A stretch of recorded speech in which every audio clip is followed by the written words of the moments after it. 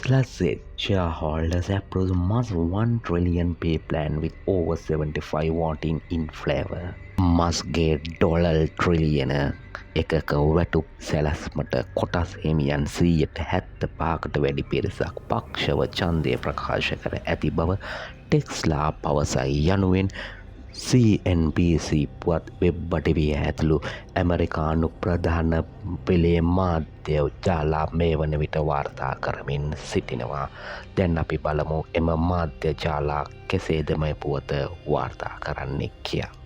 ඇමරිකානු ප්‍රධාන පෙළේ මාධ්‍ය ධාරාවල පුවත් වාර්තාකරණය අනුව බ්‍රහස්පතින්දා ඊයේ 6 වෙනිදා පැවති ටෙස්ලා සමාගමේ වාර්ෂික රැස්වීමේදී කොටස් හිමියන්ගේ අතිමහත් බහුතර ඡන්දයෙන් 75% අනුමැතියකින් ප්‍රධාන විධායක නිලධාරී ඊලෝන් මස්ක්ගේ ඩොලර් ට්‍රිලියනක වැටුප් පැකේජය අනුමත කර තිබෙනවා. මෙය වාර්තාගත විධායක වැටුප් සැලැස්මක් ලෙස සැලකෙනවා.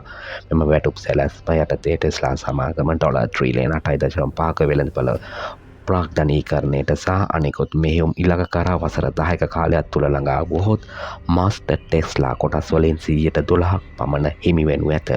දැනට ටෙස්ලාහි වෙළඳපොළ වටිනාකම ඩොලර් ට්‍රිලියන 1.45ක් වන අතර මස්ට් සමාගමේ නිකුත් කර ඇති කොටස් වලින් 13%ක් පමණ හිමින්. මෙම සංශෝධිත වැටුප් සැලැස්ම ඉදිරිපත් කර ඇත්තේ 2018 වසරේ ඔහුට හිමි වූ ඩොලර් බිලියන 56ක වැටුප් පැකේජය සම්බන්ධයෙන් පවතින නීතිමය අවිනිශ්චිතතාවය මැදයි. එම පැකේජය 2024 ජනවාරි මාසයේදී ඩෙලවෙයා විනිසුරුවෙකු විසින් අවලංගු කරන ලද අතර ඒ සම්බන්ධයෙන් නඩු කටයුතු තවදුරටත් සිදු වෙමින් පවතින බවයි විදේශ පුවත්වල වැඩිදුරටත් සඳහන් වන්නේ.